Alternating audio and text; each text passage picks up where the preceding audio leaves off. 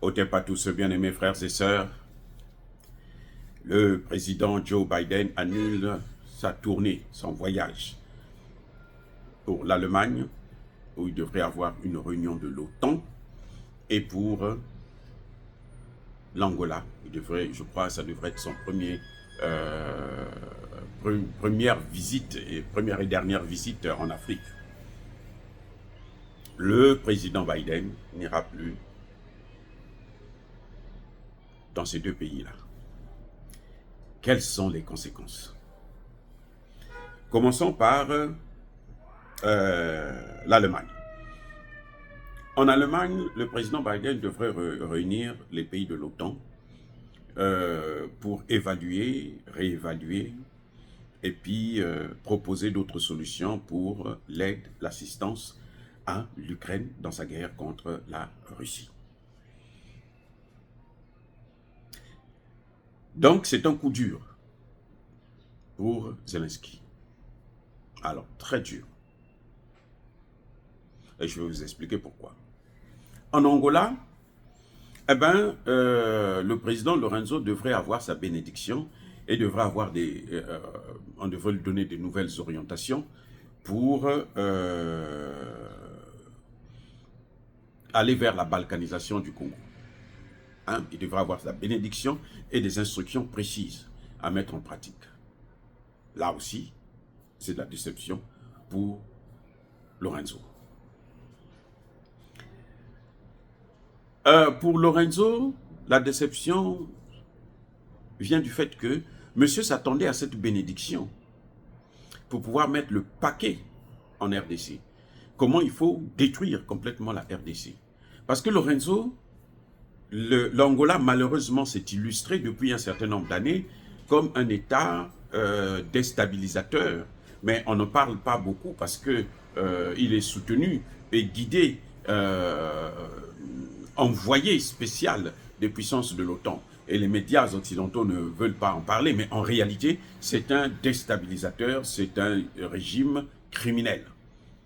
Depuis Dos Santos jusqu'à aujourd'hui Lorenzo. Le gouvernement de Dos Santos, en 1997, s'est permis d'intervenir, venir bombarder le palais présidentiel au Congo-Brazzaville. Je reprends. Dos Santos a envoyé ses avions à la demande de Jacques Chirac, l'autre criminel. Il a envoyé ses avions. Ils sont venus, ils ont bombardé le palais présidentiel dans une affaire qui concernait les Congolais entre Pascal Lissouba et Sassou Nguesso, qui est là présent. Vous comprenez? C'est l'histoire, ce sont des faits. Hein? Il y a des gens qui vont dire, mais tu critiques Sassou? Non, je ne critique pas. Je présente les faits. Je présente ça, les faits. Si ça vous fait mal, eh ben, il ne faut pas commettre ces erreurs. Ah oui, il ne faut pas commettre des crimes. Ce sont des faits. Et vous savez quoi? Il ne s'est pas arrêté là. Dos Santos ne s'est pas arrêté là. Il a envoyé ses militaires au sol qui sont rentrés dans le sud du Congo. Et ils ont commis des génocides. On n'en parle pas, mais nous en parlerons un jour. Tôt ou tard. Si ce n'est pas nous, nos enfants en parleront. Parce qu'il faut que ça s'arrête maintenant. Il faut qu'on arrête de massacrer nos enfants, nos petits-enfants. C'est clair, nos frères et sœurs. Ça, c'est clair et c'est net. Donc, Dos Santos avait un régime criminel, génocidaire, comme Kagame. C'est pour ça d'ailleurs qu'ils s'entendent bien. Maintenant, posez-moi la question, qui était le ministre de la Défense de Dos Santos à cette époque? C'était Lorenzo. Lorenzo était ministre de la Défense. C'est un général, hein? Un général du crime. Même si maintenant il porte l'uniforme, il met la veste, mais c'est un général qui a commis des génocides. Si on ne pourra pas le juger, nous jugerons ses enfants et ses complices, tôt ou tard. C'est-à-dire que ce qui est bien avec le crime contre l'humanité, c'est que c'est des crimes imprescriptibles. C'est-à-dire que même si la personne est morte, on peut la juger pour ces crimes-là.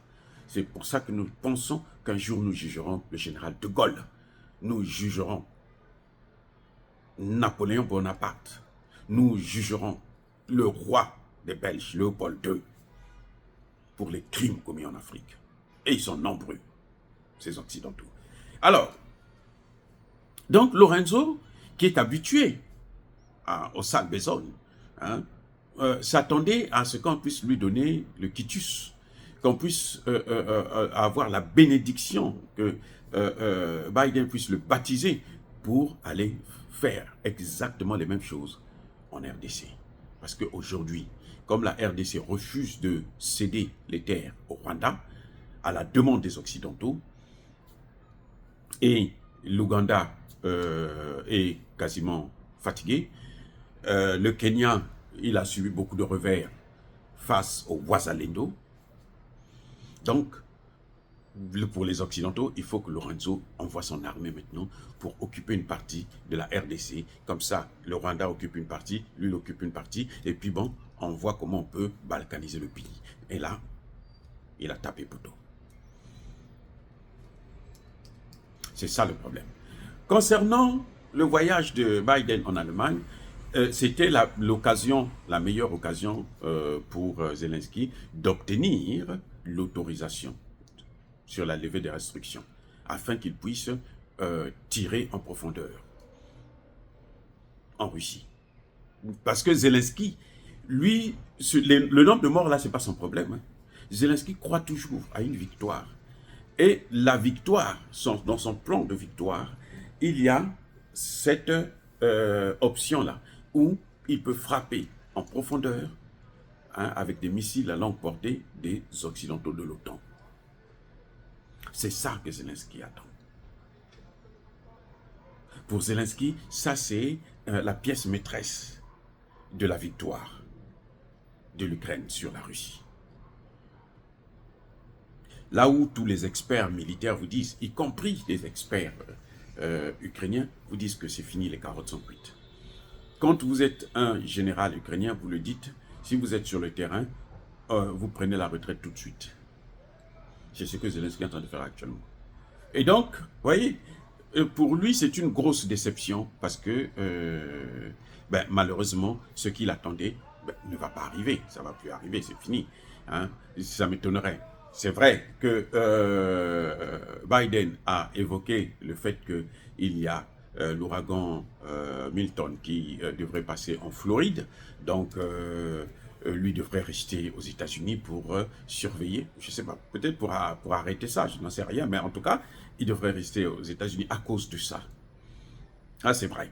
Mais pour nous constatons malheureusement que les conséquences sont dramatiques pour ceux qui attendaient beaucoup de ce voyage.